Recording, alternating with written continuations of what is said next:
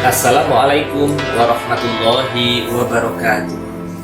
Bismillah walhamdulillah wassalatu wassalamu ala rasulillah Sayyidina Muhammad ibn Abdillah wa ala alihi wa sahbihi wa mawalah amma ba'du.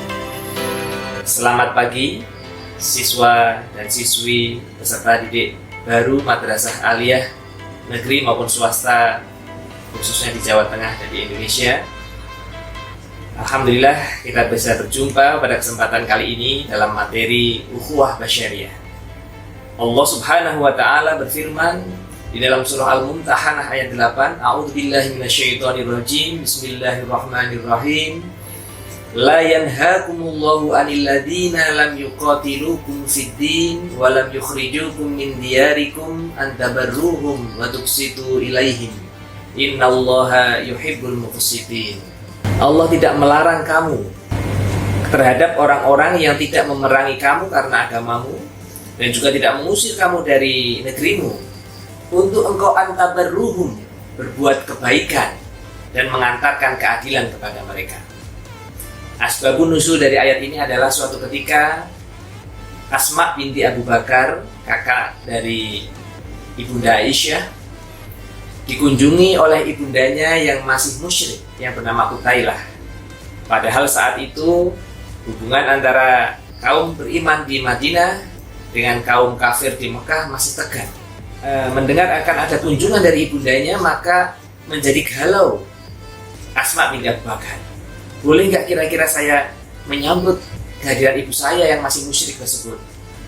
Akhirnya untuk mengatasi kegalauan ini, ia langsung bergegas menemui Rasulullah SAW, kemudian mengajukan pertanyaan kepada baginda Rasul. Wahai Nabi, apakah aku boleh menjalin hubungan baik dengan ibundaku yang akan datang ke sini padahal dia masih musyrik? Lantas Rasulullah SAW bersabda sebagaimana dalam hadis riwayat Bukhari Muslim, ya, jalinlah hubungan yang baik dengannya. Di dalam redaksi ayat Al-Mumtahanah ayat 8 ini digunakan antabarruhum. Ini seakar kata dengan birrul walidain. Artinya meskipun orang tua berbeda agama, tetap harus dijalin kebaikan yang penuh dengan ketulusan dan sebagaimana halnya orang tua yang sama-sama beragama. Watuksitu ilaihim. Keadilan itu hendaknya dihantarkan, tidak harus diminta oleh orang-orang yang tidak seagama, tapi seandainya memang keadilan itu harus diantarkan kepada mereka, maka keadilan itu harus diantarkan kepada mereka. Sesungguhnya Allah mencintai orang-orang yang bersifat adil. Para pemirsa, kawan Islam dimanapun Anda berada, seandainya pun orang tua kita misalkan tidak beragama atau non-muslim, kemudian ia juga berperilaku kurang baik, artinya menyuruh kita untuk berbuat keburukan, menyekutukan Tuhan dan lain sebagainya, maka tentu kita tidak boleh mengikuti seruan tersebut. Akan tetapi agama mengajarkan kepada kita, meskipun kita harus menolak ajakan keburukan itu, kita tetap harus menjalin hubungan yang baik dengan mereka. Ini sebagaimana firman Allah Subhanahu wa taala dalam surah Luqman ayat 15, wa in jahadaka ala an tusyrika bi ma laysa laka bihi ilmun fala tuti'huma wa shahibhuma fid dunya ma'rufa. Jadi kita disuruh untuk tetap mempergauli kedua orang tua kita dengan sebaik-baiknya berdasarkan tradisi yang baik yang berlaku di dalam masyarakat itu. Meskipun ini tentunya adalah satu grade di bawahnya bir yang disebutkan di depan tadi. Itu adalah salah satu perwujudan dari ukhuwah basyariyah yang menjalin hubungan persaudaraan meskipun dalam kondisi agama yang berbeda.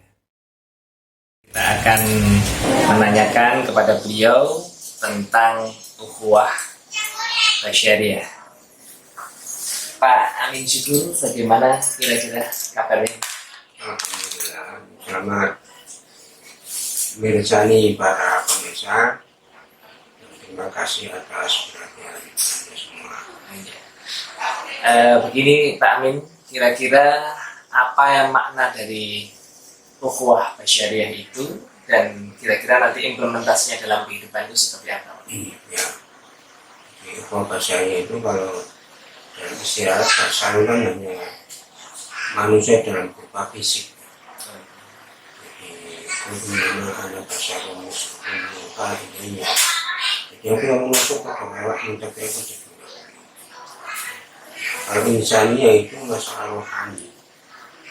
Masalah rohani yang itu masalah jenuhan, bukan masalah fisik. Nah, kalau kita sekarang memaknai ukhuwah basyariah atau ukhuwah insaniyah? Kalau ukhuwah basyariah, Kalau ukhuwah basyariah itu persaudaraan yang sejenis manusia. sejenis sesama manusia. Tapi kalau insaniyah, ukhuwah insaniyah berarti lebih ke Ya lebih spiritual. Iya, spiritual yang hati.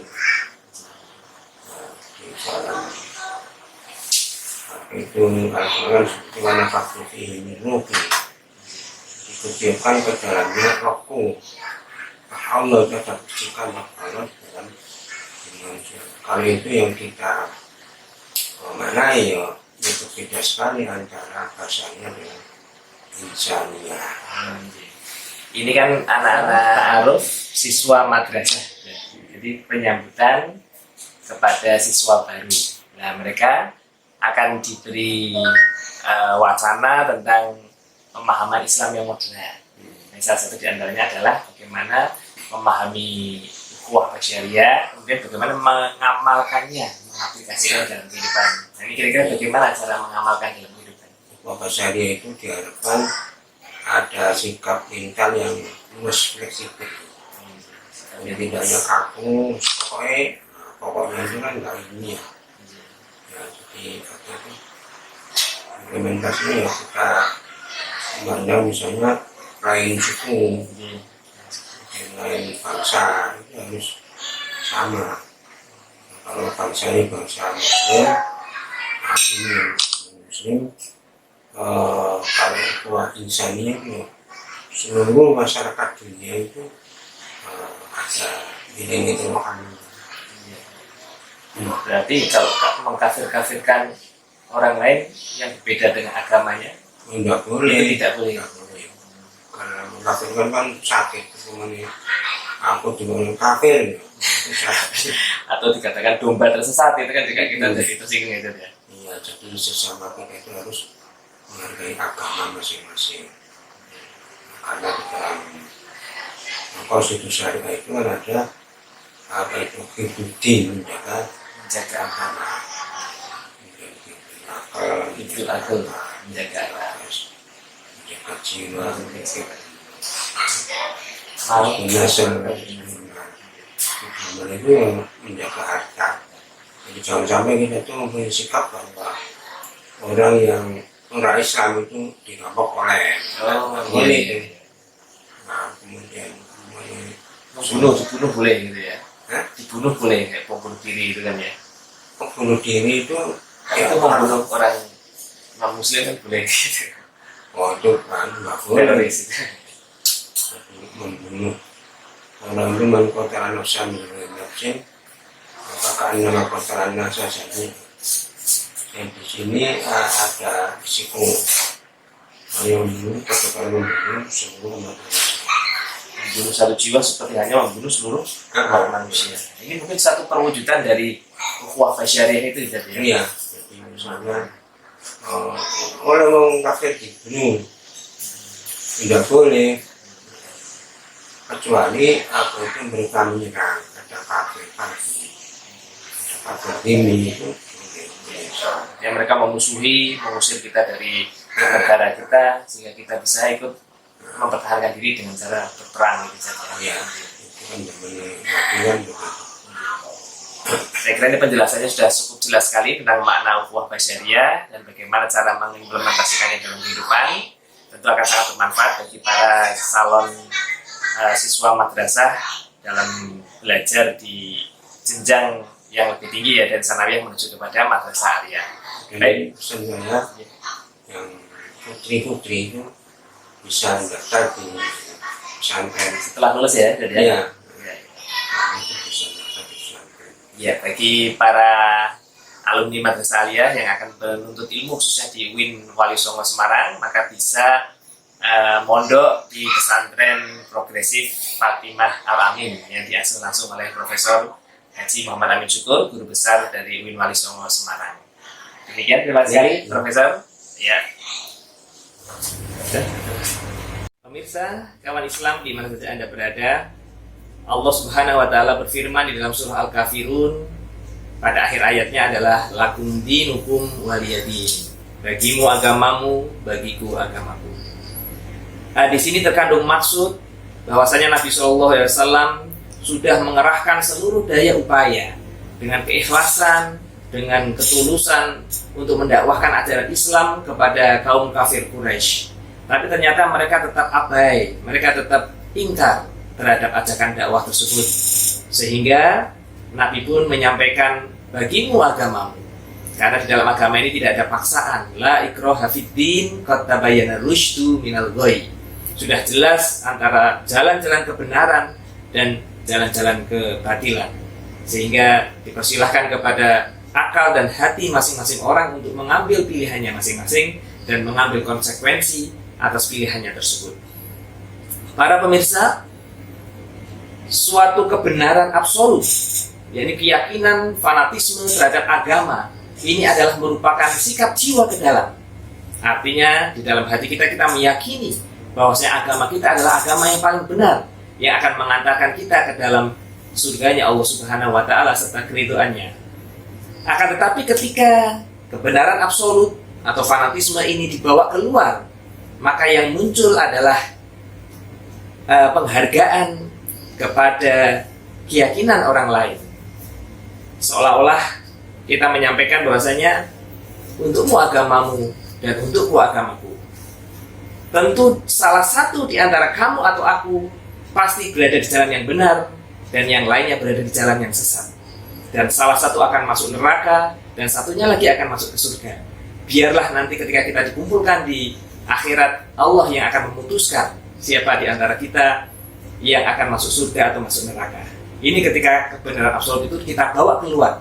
Sehingga dengan penyikapan seperti ini, keyakinan kita kepada kebenaran agama kita akan tetap terjaga. Akan tetapi keharmonisan di dalam berhubungan dengan orang lain juga akan terjalin dengan penuh kedamaian. Karena kita menghargai keyakinan orang lain dan orang lain pun menghargai keyakinan kita.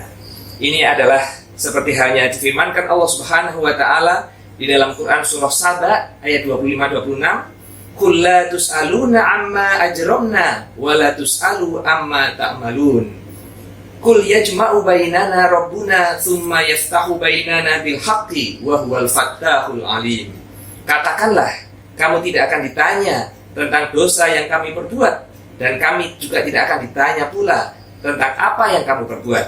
Katakanlah, Tuhan kita akan mengumpulkan kita semua, kemudian Dia akan memberi keputusan antara kita dengan benar, dan Dialah yang Maha Pemberi keputusan, lagi Maha mengetahui.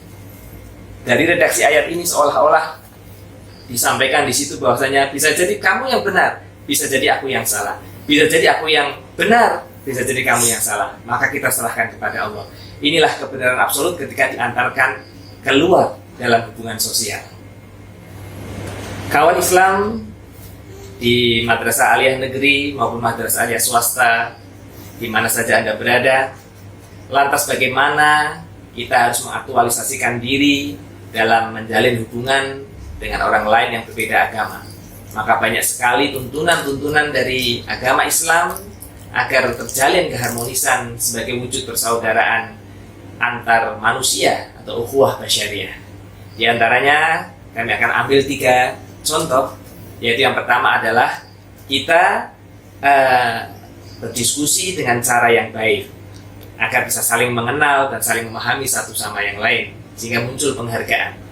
Disinilah firman Allah Subhanahu wa taala dalam surah Al-Ankabut ayat 46, "Wala tujadilu ahlal kitabi illa billati hiya ahsanu illa alladziina dzalamu minhum." Dan janganlah kamu berdebat dengan ahli kitab melainkan dengan cara yang paling baik, kecuali orang-orang yang zalim di antara mereka.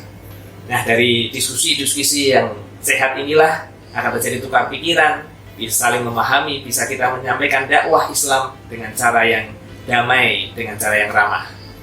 Kemudian yang kedua adalah kita bisa saling meminta pertolongan dan bekerja sama.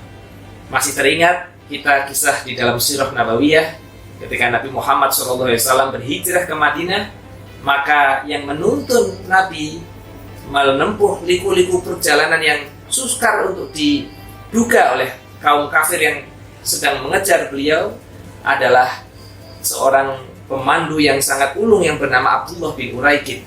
Dan Abdullah bin Uraikid ini adalah seorang yang belum muslim atau seorang musyrik. Dia menuntun Nabi menempuh jalan-jalan yang tidak dilalui banyak orang sehingga Nabi selamat hingga sampai ke Madinah. Ini adalah suatu wujud kerjasama.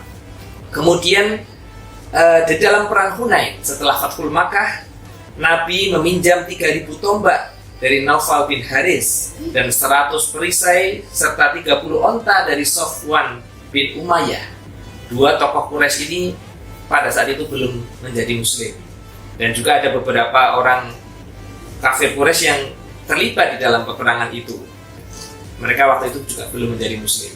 Artinya kerjasama di dalam mempertahankan negara atau dalam rangka menuju suatu tujuan tertentu yang merupakan tujuan kebaikan, maka bekerjasama dengan orang yang beragama lain itu diperbolehkan. Kemudian yang ketiga adalah saling memberikan hadiah. Sebagai contoh adalah Raja Mukaukis dari Mesir pernah suatu ketika menyampaikan hadiah-hadiah kepada Nabi Muhammad SAW, dan Nabi Muhammad pun menerima hadiah itu dengan penuh sukacita. Raja Mukaukis adalah raja yang beragama Nasrani yang memiliki afiliasi dengan Roma atau Romawi. Kemudian Nabi Muhammad juga mengirimkan hadiah kain sutra dan beberapa souvenir yang indah kepada sahabatnya di Habasyah, yakni Raja Najasyi yang beragama Nasrani. Kemudian kita juga mengetahui di dalam Sirah Nabawiyah, ketika ada jenazah Yahudi lewat di hadapan Nabi dan para sahabat, maka Nabi berdiri memberikan penghormatan kepada jenazah Yahudi tersebut. Ketika para sahabat menyampaikan, "Wahai Nabi, bukankah itu seorang Yahudi?" Maka Nabi menjawab, "Bukankah Yahudi juga manusia?" Inilah wujud ukhuwah basyariyah yang apabila kita terapkan dalam kehidupan, maka akan terjadilah keharmonisan dalam kehidupan dan akan tampak bahwasanya Islam itu merupakan rahmatan lil alamin, memberikan curahan kasih sayang kepada seluruh alam, termasuk kepada manusia, hewan, tumbuhan, dan ciptaan Allah yang lainnya. Demikian para pemirsa, anak-anakku semua, siswa-siswi peserta didik baru Madrasah Aliyah se-Indonesia, semoga pengetahuan ini akan bisa menambah pemahaman kita tentang moderasi agama, Islam yang wasatiyah, Islam yang ramah, dan Islam yang insya Allah diridhoi oleh Allah Subhanahu wa Ta'ala. Akhirul kalam, wallahu muwaffiq li aqwamit thoriq. Assalamualaikum warahmatullahi wabarakatuh.